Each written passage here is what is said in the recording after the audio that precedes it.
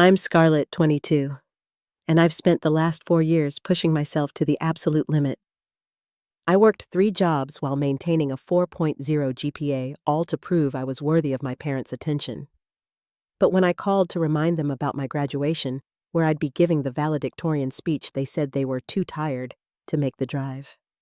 The next morning, my heart shattered when I saw their smiling faces on Instagram at my sister's spa day. Before I tell you what happened at my graduation ceremony, let me know where you're watching from, and don't forget to like and subscribe if family drama stories resonate with you. I grew up in a modest neighborhood in Boston, where the houses were close enough that you could hear your neighbors arguing through open windows in summer. My father Thomas was an accountant at a prestigious firm downtown, and my mother Eleanor taught literature at the local high school. From the outside, we looked like the perfect American family. But inside our home, there was always an unspoken hierarchy that I found myself at the bottom of. My sister Amanda came into the world when I was 3 years old. I still remember the day my parents brought her home, wrapped in a pink blanket with a tiny bow headband that seemed bigger than her face.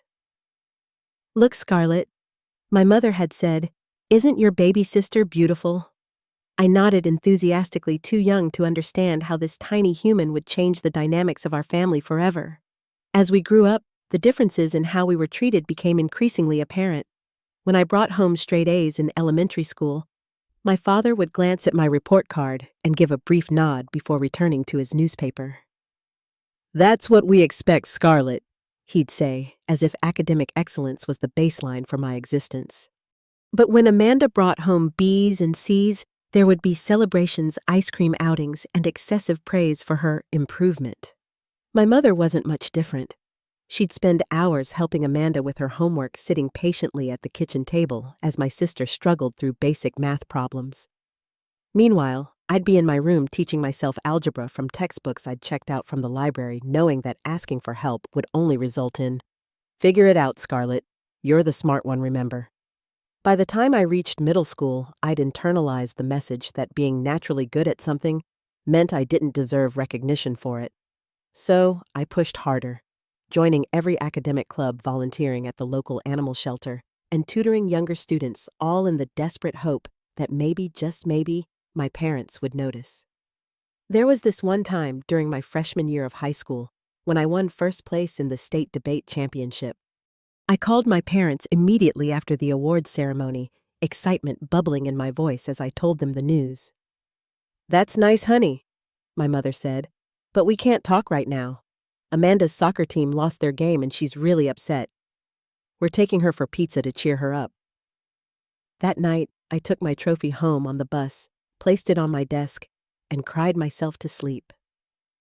The next morning, I put it in my closet where it stayed gathering dust. What was the point of achievements if the people who were supposed to care the most didn't? It was during this time that I met Mrs. Winters, my sophomore English teacher. She was the first adult who seemed to truly see me, not just my achievements. After class one day, she held me back and asked, "Scarlett, your essay on The Great Gatsby was college-level work, but I noticed something in your writing. You seem to believe that a person's worth is measured by how others perceive them." Do you feel that way about yourself? I broke down in her classroom that afternoon, telling her everything about my family dynamics, about feeling invisible, despite doing everything right. Mrs. Winters became my mentor, encouraging me to pursue my passions for their own sake, not for external validation. She was the one who suggested I apply to colleges with strong literature programs, recognizing my love for words and stories. When I received a full academic scholarship to Westlake University, one of the top schools in the country for English literature, I was ecstatic. I rushed home to share the news, envisioning a rare moment of parental pride. Instead, I walked into a celebration already in progress. Amanda had been accepted to the local community college, and my parents had ordered a cake that read, "Congratulations, Princess." "Oh, Scarlett, that's wonderful news," my mother said when I told them about my scholarship, her eyes never leaving Amanda, who was posing for photos with the cake. "We always knew you'd get into a good school. You're so smart after all." My father's response was even more deflating. "Just make sure you study something practical. English literature won't pay the bills unless you plan to teach, and even then, the salary isn't great. I left for Westlake University that fall with a mixture of relief and sadness. Relief to escape the constant reminders of my secondary status in the family, and sadness that even this momentous achievement had failed to change anything. Little did I know that college would become not just my education, but my salvation. College was both a fresh start and a continuation of my lifelong pattern. Without my family's shadow looming over me, I threw myself into my studies with renewed vigor, not to prove anything to anyone, but because I genuinely loved learning. I declared a double major in English literature and communications, taking extra credits each semester and working part-time jobs to cover expenses not included in my scholarship. My typical day started at 5:30 in the morning. I'd work a shift at the campus coffee shop until 9, attend classes until 3, tutor other students until 6, then head to the library where I'd study until midnight. Weekends weren't much different, except I'd swap the coffee shop for shifts at a local bookstore. It was exhausting, but there was something liberating about being busy on my own terms. Despite my packed schedule, I managed to form deep friendships that became the family I'd always longed for. There was Zoe, my roommate, who brought me soup when I inevitably caught the flu during finals week sophomore year. Marcus, from my American literature seminar, whose quick wit and unfailing kindness made even the most stressful days bearable. And Jamie, who worked with me at the bookstore and always saved the best new releases for me to read during breaks. They knew about my family situation not because I complained, but because they noticed the absence of care packages, the lack of phone calls, and how I never went home for short breaks. "You don't need to explain," Zoe told me once. "Some people don't deserve the amazing children they have." By senior year, I had maintained a perfect 4.0 GPA while completing internships every summer. My academic advisor, Dr. Rivera, called me into his office one afternoon in early April. "Scarlett," he said with a warm smile, "I wanted to be the first to tell you that the faculty has unanimously selected you as this year's valedictorian." I stared at him in disbelief. "Are you sure there are so many brilliant students in our class?" "None who have demonstrated your level of dedication, academic excellence, and contribution to campus life," he replied. "The ceremony is on May 15th. You'll need to prepare a speech." Walking back to my apartment that day, I felt a complicated mix of emotions. Pride in what I'd accomplished, excitement about the recognition, and yes, a small, persistent hope that maybe, just maybe, this achievement would finally be enough to make my parents proud. That evening, I sent out graduation invitations to my family. I chose the nicest ones the campus bookstore offered, splurging a bit on the heavyweight paper with gold embossing. I addressed one to my parents, one to Amanda, and others to a few distant relatives who had occasionally shown interest in my life. Inside each, I included a handwritten note mentioning that I would be giving the valedictorian address. 3 weeks passed with no response. I called home on a Sunday evening when I knew they'd be having dinner. "Hello." My mother's voice sounded distracted. "Hi, Mom. It's Scarlett. I was just wondering if you received the graduation invitation I sent." "Oh, yes, it came last week. It's on the fridge." "Great," I said, heart beating faster. "So, you'll be able to make it. It's really important to me, especially since I'm giving the valedictorian speech." There was a pause, then my mother's voice slightly muffled, as if she'd covered the phone to speak to someone else. Then my father's voice came on the line. "Scarlett, we're very proud of you, but it's a 3-hour drive each way. We'll try our best, but I can't promise anything. May is a busy month at the firm." I swallowed my disappointment. "I understand, but the ceremony has been on the calendar for over a year, and I sent the invitation months ago. Could you just confirm one way or the other so I know whether to expect you?" Another pause. "We'll be there," he finally said, though his tone lacked any enthusiasm. "Unless something comes up?" I thanked him and ended the call, trying to ignore the familiar ache in my chest. At least they had said yes, even if it was conditional. That was something, wasn't it? The weeks leading up to graduation were a flurry of activity. Between finalizing assignments, preparing for final exams, and working on my speech, I barely had time to breathe. I spent hours crafting what I hoped would be an inspiring address about perseverance, gratitude, and looking toward the future. I practiced in front of my friends, in front of the mirror, and once nervously in front of Dr. Rivera, who offered thoughtful feedback. A week before graduation, I called home again to confirm arrangements. This time, Amanda answered. "Oh, hey Scar," she said, using the nickname I'd always disliked. "What's up?" "Just calling to confirm that you and Mom and Dad are coming to my graduation next Saturday." I'm not sure. Let me get Mom." There was a long pause before my mother came on the line. "Scarlett, I'm sorry, but I don't think we're going to be able to make it after all," she said, not sounding particularly sorry. "Your father has been working long hours, and we're just too tired to make that drive. You understand, don't you? It's just a ceremony after all. We can celebrate when you come home." My throat tightened. "But Mom, I'm giving the valedictorian speech. I've worked so hard for this." "And we're very proud of you," she replied, her tone suggesting the conversation was over. "But you've always been independent. You don't need us there holding your hand." After we hung up, I sat on my bed, staring at the graduation gown hanging on my closet door. The black fabric seemed to mock me, a symbol of an achievement that apparently wasn't important enough for my family to witness. I had spent 4 years pushing myself to the limit, and in the end, they were too tired to drive 3 hours to see the culmination of all that work.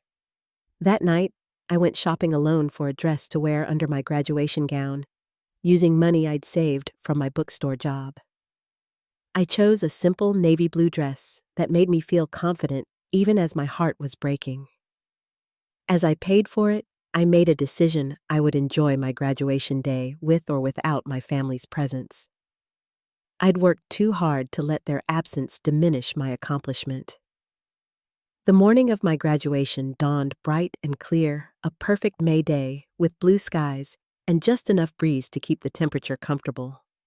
I woke up early, a knot of mixed emotions in my stomach. Pride in what I'd accomplished, excitement about the day ahead, and a deep, persistent ache, knowing that the seats I'd reserved for my family would remain empty. Zoe was already in the kitchen when I emerged from my room, brewing a pot of coffee stronger than usual. "Big day," she said, sliding a mug toward me. "How are you feeling?" "Ready?" I replied, trying to sound more confident than I felt. "Nervous about the speech, but ready." She studied my face for a moment. "Your parents didn't change their minds, did they?" I shook my head, focusing intently on stirring cream into my coffee to avoid meeting her eyes. "No, still too tired to make the drive." Zoe's expression darkened, but she didn't say what I knew she was thinking. Instead, she squeezed my shoulder. "Their loss. My parents are bringing enough food to feed half the graduating class, and they're excited to finally meet you."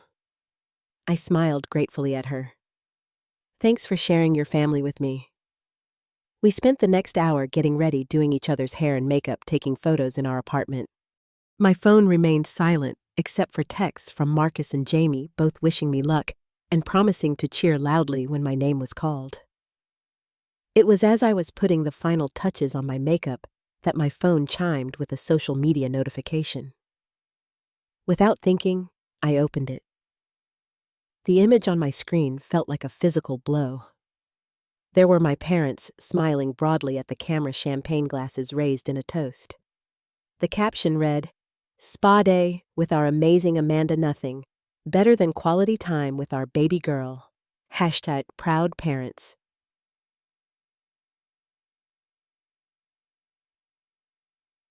Self-care day.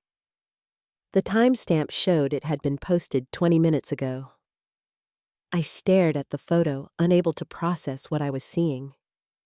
They weren't too tired. They weren't working. They had simply chosen Amanda's spa day over my graduation. The realization hit me with such force that for a moment I couldn't breathe. "Scarlett," Zoe's voice seemed to come from far away. "What's wrong? You look like you've seen a ghost." Wordlessly, I handed her my phone. She took one look at the screen and let out a string of curses that would have made a sailor blush. "Those lying selfish—" She stopped herself, taking a deep breath. "I'm so sorry, Scarlett. This is beyond messed up." I took my phone back, my fingers shaking slightly as I scrolled through the comments. There was Amanda replying to someone's question about whether she was taking the day off work. Mom and Dad surprised me, said they needed a mental health day and wanted to spend it with me. Best parents ever. The betrayal cut deep, not just because they had lied about being too tired, but because they hadn't even bothered to come up with a believable excuse. They simply didn't think I was important enough to make an effort for. I sat down heavily on the edge of my bed, graduation cap still in hand. "Maybe I shouldn't go," I whispered. "What's the point?" Zoe knelt in front of me, taking both my hands in hers. "The point is that you've worked harder than anyone I know for this moment. The point is that you're brilliant and deserving and about to give a speech that will inspire everyone who hears it. The point is that you get to decide what today means, not them." I looked into her fierce, loyal eyes and felt something shift inside me. She was right. I had spent my entire life seeking approval from people who were constitutionally incapable of giving it. Today wouldn't be any different whether they were in the audience or not. "Okay," I said, standing up straighter. "Let's do this." The drive to campus was quiet, both of us lost in our thoughts. I kept my phone face down on my lap, refusing to look at any more notifications. As we approached the auditorium where the ceremony would be held, I saw families streaming in, carrying flowers and balloons, faces beaming with pride. The sight sent another pang through my heart, but I pushed it aside. "I'll see you after," Zoe asked as we prepared to separate, she to the main seating area and me to where the graduates were gathering. "Absolutely," I replied, giving her a quick hug. "Save me some of your mom's famous lasagna." With that, I walked toward my future, my back straight, and my head high, determined that this day would be defined by my success, not by who wasn't there to witness it. The graduation auditorium buzzed with excitement as hundreds of soon-to-be graduates adjusted their caps, took selfies, and hugged friends they might not see again for years. I found my assigned seat in the front row, reserved for those with academic honors and those participating in the ceremony. The program in my hand felt heavy, my name printed under valedictorian address in bold letters. Scarlett, Professor Jenkins, my favorite literature professor, approached with a wide smile. "I was just telling my husband about your brilliant thesis on feminist themes in 19th century literature. We're both so excited to hear your speech." I returned her smile, grateful for her enthusiasm. "Thank you. I'm a bit nervous, to be honest." "That's natural. But remember, you've earned this moment." She glanced around. "Are your parents here yet? I'd love to meet them." The question, though innocent, felt like a knife twist. They, couldn't make it today." Something in my expression must have given away more than my words, because her face softened with understanding. "Well then, we'll just have to cheer extra loud for you, won't we?" She squeezed my arm gently before moving on to greet other students. As the graduates filed into the auditorium to pomp and circumstance, I watched families in the audience craning their necks, waving blowing kisses to their children. 3 empty seats in the 5th row seemed to mock me, the reserved signs with Sullivan family written in my own handwriting, visible even from where I sat. The ceremony began with speeches from the university president and various deans, each predictably focusing on future potential and the value of education. I barely heard them mentally rehearsing my own speech while fighting the urge to check my phone again. Had my parents seen the live stream link I'd sent them? Were they watching, at least between spa treatments? And now it is my great pleasure to introduce this year's valedictorian. Dean Martinez announced, his voice cutting through my thoughts. With a perfect grade point average and a record of exceptional service to the university community, Scarlett Sullivan. Applause filled the auditorium as I rose from my seat and made my way to the podium. My prepared speech was there waiting for me, the pages neatly printed and stapled. I had memorized it, of course, but the paper provided a safety net. I looked out at the sea of faces, at proud parents holding up phones to record the moment, at younger siblings shifting impatiently in their seats, at grandparents dabbing at tears. And suddenly, the words I had so carefully crafted felt hollow. "Good afternoon," I began, my voice stronger than I expected. 4 years ago, we arrived on this campus as strangers, unsure of what the future held, but full of hope and determination. I continued with my prepared remarks for a few minutes, speaking about resilience and community, about the lessons we'd learned, both in and out of the classroom. But as I neared the midpoint of my speech, I glanced down at the empty seats where my family should have been, and something inside me shifted. Looking directly into the camera that was live streaming the ceremony, I took a deep breath and went off script. I had planned to talk today about how support systems are crucial to success. I said, my heart pounding. But what I've learned over the past 4 years is that sometimes the person you need to rely on most is yourself. Sometimes the validation you're seeking from others has to come from within. The audience had grown quieter, sensing the shift in tone. I continued, my voice growing stronger with each word. Many of us have faced challenges during our time here, some visible, others private. For me, it was learning that my worth isn't determined by whether others show up for me, but by whether I show up for myself. I paused, making direct eye contact with the camera again. So to everyone who didn't show up, who couldn't make the time, who had something better to do today, I want to say this one's for you. Not because you deserve the credit, but because despite your absence, I still succeeded. I still thrived. I still stand here today as valedictorian, having achieved what I set out to do. A murmur rippled through the crowd, followed by the beginning of applause. I held up my hand, slightly not finished yet. And to my fellow graduates who have felt unseen or undervalued, who have pushed themselves beyond their limits to prove their worth, I want you to know that you are enough exactly as you are. Your achievements are valid, your struggles have made you stronger, and your future is brilliantly yours to shape. By the time I finished my speech, returning to some of my original closing remarks about looking toward the future with hope, the auditorium erupted in a standing ovation. Tears blurred my vision as I made my way back to my seat, a strange mixture of grief and liberation washing over me. As I sat down, the student beside me whispered, "That was incredible. You spoke directly to my soul." I nodded in thanks, unable to speak.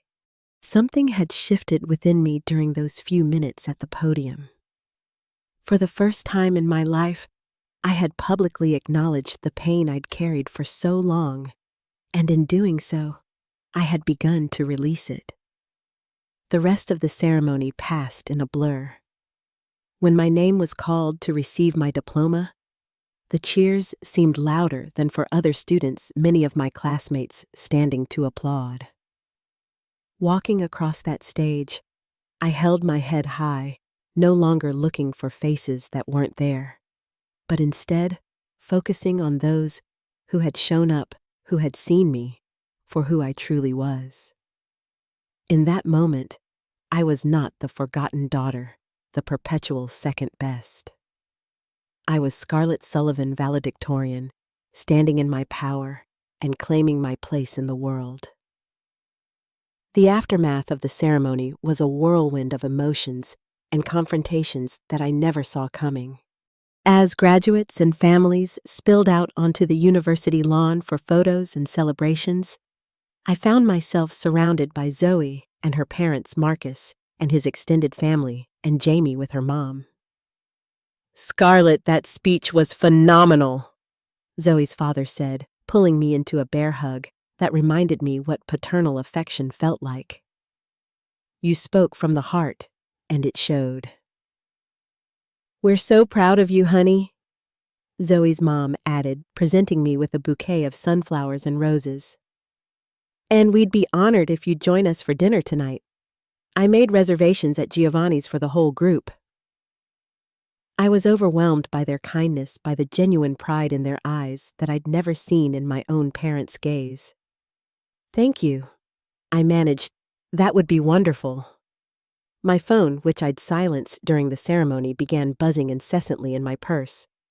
I ignored it at first, wanting to stay present in this moment of celebration. But when it wouldn't stop, I finally checked the screen. 23 missed calls and 37 text messages, all from my family. From Amanda. What the hell was that speech? Are you trying to humiliate us? From Mom. Call us immediately. Your father is furious. From Dad. Extremely disappointed in your behavior today. This is not how we raised you. I stared at the messages, a strange calm settling over me. For the first time, their disapproval didn't crush me. Instead, I felt something close to pity for them, for their inability to recognize what they had done. Everything okay? Marcus asked, noticing my expression. Yes, I said, turning off my phone completely. Just family drama that can wait. Today is for celebrating. And celebrate we did. The dinner at Giovanni's was filled with laughter toasts and genuine warmth. Zoe's parents insisted on paying for everything, brushing aside my protests with, "Your family now, and this is your day." It was nearly 11 when we returned to our apartment complex, tired but happy. As Zoe and I walked from the parking lot toward our building, I spotted a familiar figure sitting on the steps, head in her hands. Amanda. My stomach tightened as we approached. Her makeup was smeared, eyes red and puffy from crying. She looked up as we got closer, her expression a mixture of anger and hurt. 6 hours, she said by way of greeting. I've been waiting here for 6 hours. Zoe looked between us, then touched my arm. I'll be inside if you need me, she said quietly before slipping past Amanda up the steps. I stood there for a moment, unsure what to say. Part of me wanted to walk past Amanda to give her a taste of the dismissal I'd experienced my entire life. But I was tired of perpetuating cycles of hurt. You could have called, I finally said. I would have told you I was at dinner. I did call, she snapped. About 50 times. You humiliated me in front of everyone with that speech, and then you couldn't even answer your phone. I sat down beside her, maintaining some distance between us. How exactly did I humiliate you? I didn't mention you by name.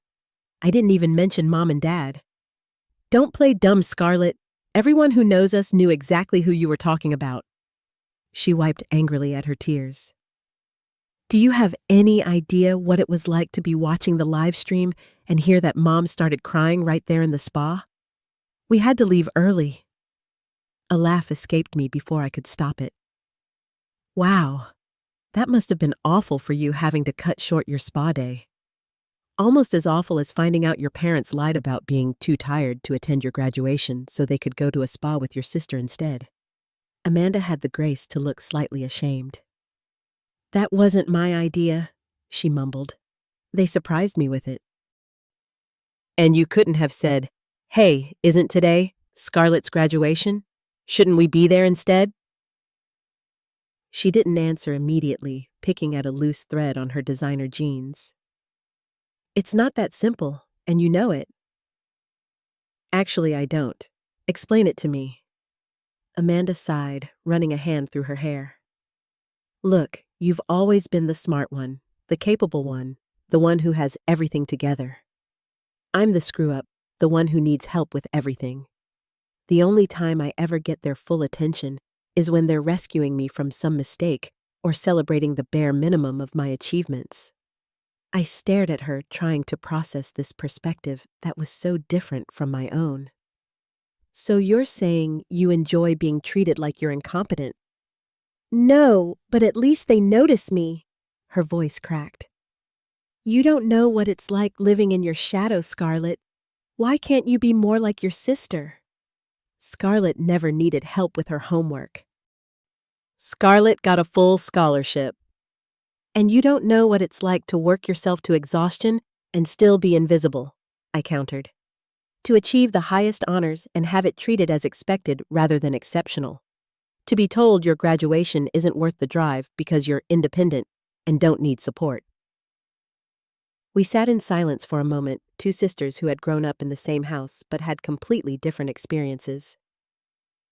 They're on their way here, Amanda finally said. Mom and Dad, they left right after the ceremony ended. My stomach dropped.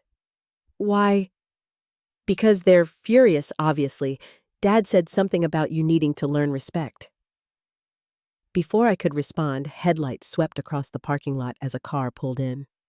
My parents' silver SUV. My heart began to race as they parked and got out, their faces set in identical expressions of anger and indignation. Scarlett Elizabeth Sullivan, my father began as they approached, using my full name as he always did when he was angry. What you did today was completely unacceptable. I stood up suddenly, grateful for the extra height my heels provided. What part specifically? The part where I graduated with highest honors? Or the part where I gave a speech about self-worth after my own parents lied to avoid attending? Don't take that tone with us, my mother interjected. You deliberately embarrassed us in front of everyone with that passive-aggressive display. Embarrassed you? I repeated, incredulous. You weren't even there to be embarrassed. We saw the live stream, my father said.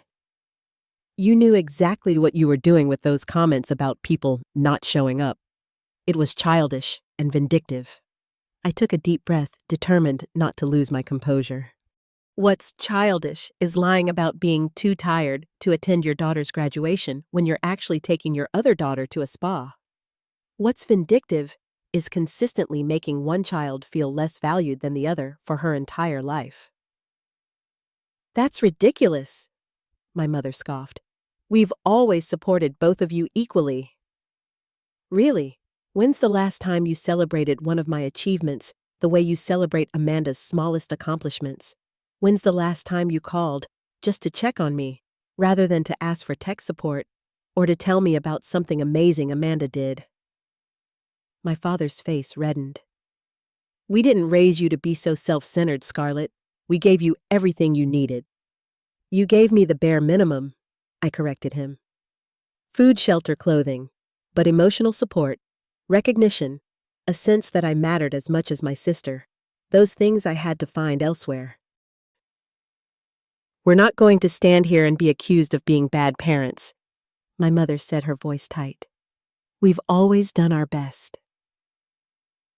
Your best was never equally distributed, I replied, surprising myself with how calm I felt. And I think deep down you both know that. Amanda, who had been silent during this exchange, suddenly spoke up. She's right, you know. Her voice was small but clear. You've always treated us differently. I got rewarded for doing the minimum while Scarlett got ignored no matter how exceptional she was. My parents looked at her in shock, clearly not expecting her to take my side. Amanda, you don't understand what you're saying? My father began. I do actually, she interrupted. I've benefited from it my whole life, so I never complained. But it's not fair, and what you did today was wrong. You should have been at her graduation. For a moment, no one spoke. The sound of distant traffic filled the silence, punctuated by the chirping of spring crickets. We're going to a hotel for the night. My father finally said, his tone suggesting the conversation was over. We'll talk about this tomorrow when everyone is calmer. As they turned to leave, I called after them. Don't bother. I'm done trying to earn your approval or attention. I've wasted too many years on that already. They paused, but didn't turn around, then continued to their car without another word. Amanda looked torn, glancing between me and our retreating parents. "You should go with them," I said softly. "They'll need someone to focus on." She hesitated. "I'm sorry, Scarlett, for everything." "I know," I replied. "Maybe someday we can have a relationship that isn't defined by their behavior, but not tonight." As she walked away to join our parents, I felt a strange mixture of sadness and liberation. The confrontation I'd have feared for so long had finally happened, and while it hadn't resulted in the acknowledgement or apology I might have hoped for, it had allowed me to speak my truth. I walked up the steps to my apartment, where I knew Zoe would be waiting, ready to provide the unconditional support that family should. The days following graduation unfolded with an eerie silence from my parents. No calls, no texts, no attempts to continue the conversation we'd started in the parking lot. Amanda sent a few tentative messages, which I answered politely, but briefly, not yet ready to delve into the complicated dynamics of our relationship. I had expected to feel devastated by this apparent final break with my family, but instead, I experienced a peculiar sense of peace. It was as if speaking my truth had released a burden I'd carried for so long that I'd forgotten what it felt like to stand up straight. "You seem different," Marcus commented one afternoon as we packed boxes in my apartment. I had accepted a job offer from a publishing house in Chicago, set to start in 3 weeks. "Different how?" I asked, carefully wrapping a framed photo of our friend group from junior year. He considered this head tilted. "Lighter somehow, like you've put down something heavy."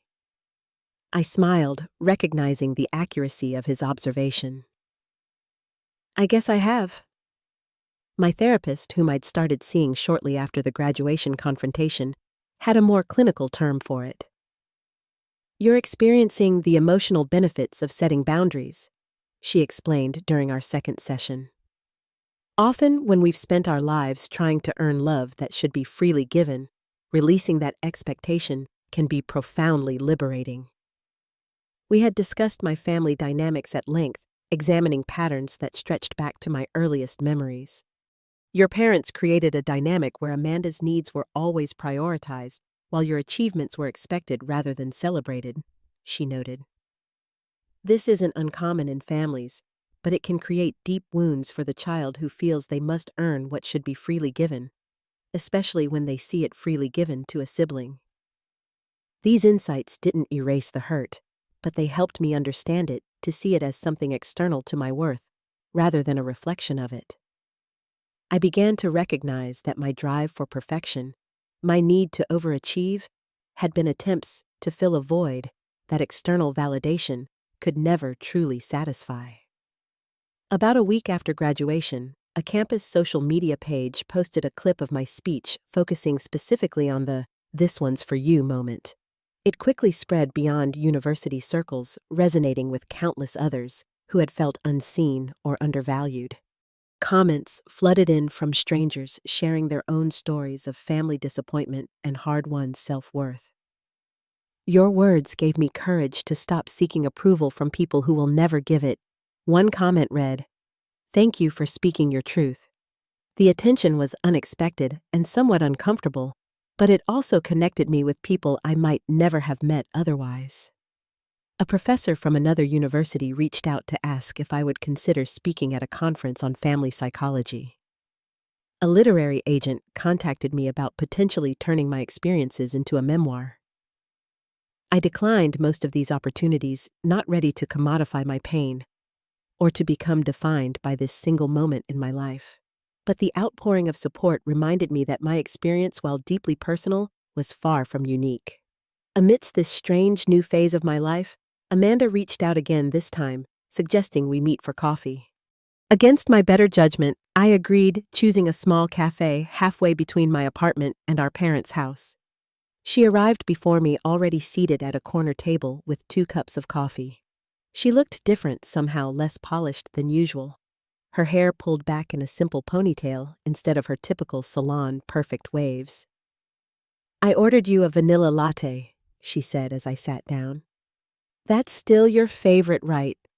I nodded, surprised she remembered. "Thanks." We sat in awkward silence for a moment, both unsure how to navigate this new territory. "I've been thinking a lot," she finally began, "about what you said, about how different our experiences in the same family have been." I waited, giving her space to continue. "I never saw it before, or maybe I didn't want to see it. But looking back, it's so obvious. The way they celebrated my mediocrity while ignoring your excellence. The way they rushed to help me with everything while expecting you to figure things out on your own." She shook her head. "It wasn't fair to you." "No," I agreed quietly. "It wasn't." "The thing is," she continued, "I don't think they even realize they're doing it. When I tried to talk to them about it after graduation, they completely dismissed the idea. Dad said they've always been equally proud of both of us, and Mom said you've just always been more independent." I gave a bitter laugh. "Independent by necessity, not by nature." Amanda nodded understanding in her eyes. "I get that now, and I'm sorry I never stood up for you, never pointed out the imbalance. I benefited from it, so I stayed quiet." Her honesty was unexpected and disarming. "What changed?" I asked. She traced the rim of her coffee cup with one finger. "Seeing you stand up there at graduation speaking your truth so powerfully, it made me look at myself differently, at the role I've played in all this. And I didn't like what I saw." We talked for nearly 2 hours, really talked perhaps for the first time in our lives. Amanda shared her perspective on growing up as the disappointing one, always in the shadow of her brilliant sister. I described the loneliness of achieving everything expected of me and still feeling invisible. "It's like they set us up to be in competition with each other," she observed. "You for their attention, me for their approval." "Classic divide and conquer," I agreed. "Except the only ones who lost were us." When we finally parted, there was a tentative new understanding between us. Not forgiveness exactly, not yet, but an opening a possibility that our relationship might evolve into something healthier, separate from our parents' influence. As the weeks passed and my move to Chicago approached, my parents finally reached out not with an apology, but with an invitation to dinner before I left town. "A proper send-off," my mother called it in her voicemail, as if the graduation debacle had never happened. I debated whether to accept discussing it at length with my therapist. "What do you hope to gain from this dinner?" she asked. "Closure, I suppose," I replied after consideration. "Not an apology, I don't expect that anymore, but a chance to leave with some dignity intact." She nodded. "Then set your expectations accordingly and prepare yourself emotionally for what might or might not be said." I agreed to the dinner, suggesting a restaurant rather than their home to maintain some neutral territory. When the evening arrived, I dressed carefully in an outfit that made me feel confident and composed armor against whatever might come. The dinner itself was a masterclass in avoidance. My parents talked about neighbors, about my father's work, about an upcoming vacation they were planning. They asked surface-level questions about my new job, making appropriate noises of approval about the starting salary and benefits package.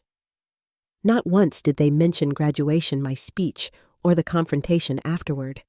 It was as if those events had been erased from the family narrative, filed away with all the other uncomfortable truths we never discussed. As dessert was served, my father raised his glass in a toast. "To Scarlett," he said. "Moving onward and upward. We always knew you'd do well for yourself." I clinked my glass against theirs, recognizing the backhanded compliment for what it was. Always meant, without our help. A subtle reinforcement of their narrative that I hadn't needed their support. "Thank you," I replied, simply refusing to play the expected role of grateful daughter. As we prepared to leave, my mother handed me a small gift bag. "A little something for your new apartment," she explained. Inside was a silver picture frame containing a family photo from my high school graduation. All four of us smiling as if we were the perfect family we pretended to be. "I thought you might want to have this with you," she said, "to remember where you came from." I looked at the photo, at the strained smile on my younger face, at the arm my father had placed around Amanda's shoulders while merely standing next to me. It was in its way a perfect encapsulation of our family dynamics. "Thank you," I said again, slipping the frame back into the bag. I knew I would never display it in my new home. As we said our goodbyes in the restaurant parking lot, the embraces brief and formal, I realized something important. I no longer needed their acknowledgement of the past. I no longer required their approval for my future. I had claimed my narrative, and while they might never recognize their role in my pain, that didn't diminish the truth of my experience. I drove away that night with a certainty that I was driving towards something better, leaving behind not just a city, but a lifetime of seeking validation from those unwilling or unable to give it. 6 months after graduation, I was settled into my new life in Chicago, working as an editorial assistant at Meridian Publishing House. My tiny apartment in Wicker Park was a sanctuary of my own creation, filled with books, plants, and carefully chosen art that spoke to me. No family photos graced my walls or shelves, a deliberate choice that felt like freedom rather than lack. The transition hadn't been easy. Moving to a new city where I knew no one, starting a demanding job in a competitive industry, learning to navigate public transportation and big city living, all while processing the seismic shifts in my family relationships, had tested my resilience in ways I hadn't anticipated. But for perhaps the first time in my life, I was building something entirely my own, making choices based on what I wanted rather than what might finally earn approval or attention. There was a liberation in that, despite the challenges. My work at the publishing house was exactly what I'd hoped for, immersing me in the world of books and ideas that had been my refuge since childhood. My boss, Diana, was demanding but fair, providing clear feedback and recognition when deserved, a management style that felt refreshingly straightforward after a lifetime of moving goalposts. "You have good instincts," she told me after I'd helped identify a promising manuscript from the slush pile that the senior editors had overlooked. "Keep trusting them." Outside of work, I was slowly building a new community. There was Eric from the local bookstore, who always saved interesting new releases he thought I'd like. Mia and Jenna from my building, who had invited me to their weekly movie nights. The running group I'd joined that met at the lake every Saturday morning, regardless of weather.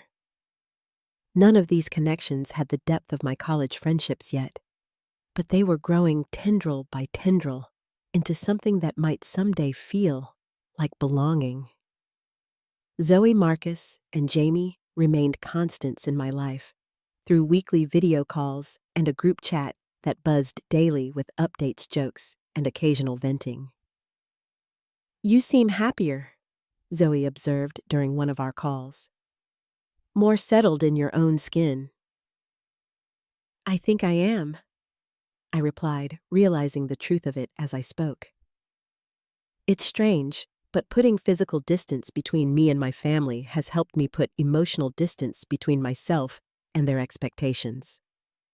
My relationship with Amanda had evolved into something cautiously positive.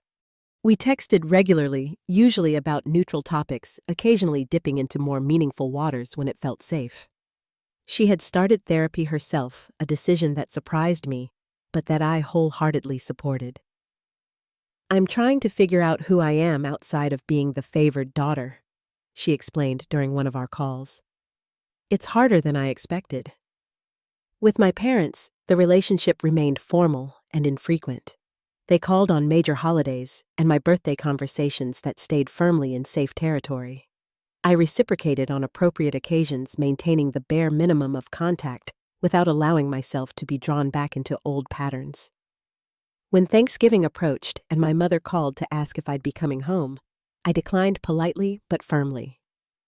"I've already made plans with friends here," I told her, not mentioning that those plans included volunteering at a community dinner before joining Mia and Jenna for a Friendsgiving celebration. "But it's a family holiday," she protested, genuine confusion in her voice. "Surely your friends would understand." "Mom, I'm building a life here," I explained. "That includes creating my own traditions and communities." "I suppose that's your choice," she replied, disappointment evident. "We'll miss you, of course." I wondered if they truly would, or if they would even notice the empty chair at the table beyond the first perfunctory mention. But I kept that thought to myself. "Give my love to Dad and Amanda," I said instead, ending the call before she could press further. My therapist, with whom I continued sessions via video call, helped me navigate these new boundaries. Family relationships often follow deeply ingrained patterns, she explained. Breaking those patterns requires consistent conscious effort, especially when others are invested in maintaining the status quo. We worked on identifying my triggers, those moments when old insecurities threatened to resurface. We developed strategies for maintaining boundaries without unnecessary conflict. Most importantly, we focused on building my internal sense of worth, separate from external validation. "The goal isn't to stop caring what your family thinks," she told me. "It's to recognize that their opinions are just that, opinions colored by their own limitations and perspectives. They don't define your reality or your value." This work wasn't linear. There were still days when an offhand remark from my mother about Amanda's latest achievement would send me spiraling into familiar feelings of inadequacy. Moments when I would catch myself working until exhaustion, driven by the old belief that my value was tied to my productivity. But increasingly, I could recognize these patterns as they emerged, stepping back from them rather than being consumed.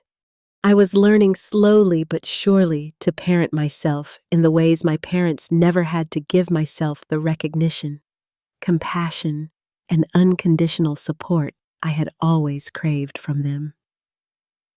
One evening in early December, as I sat by my window, watching snow fall gently over the city, my phone lit up with a text from Amanda.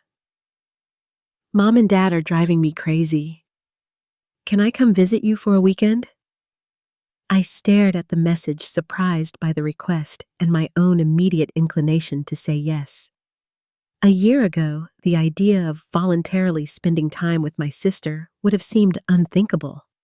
Now it felt like a natural next step in our evolving relationship. "Absolutely," I replied. "My couch isn't comfortable, but it's yours whenever you want it." As I set my phone down, I gazed out at the snow, transforming the city into something new and beautiful. It struck me that trauma doesn't have to be a permanent state. That with work and time and courage, it can become something else, something that informs but doesn't define. I had spent most of my life seeking validation from people who were constitutionally incapable of giving it in the way I needed. I had measured my worth by their limited metrics, contorting myself to fit expectations that were never meant for me. But standing at my graduation podium that day, speaking words that came from my deepest truth, I had begun to reclaim my narrative. And each day since then, each boundary set, each new connection formed. Each moment of self-compassion had been another step in that ongoing journey. I wasn't healed, not completely.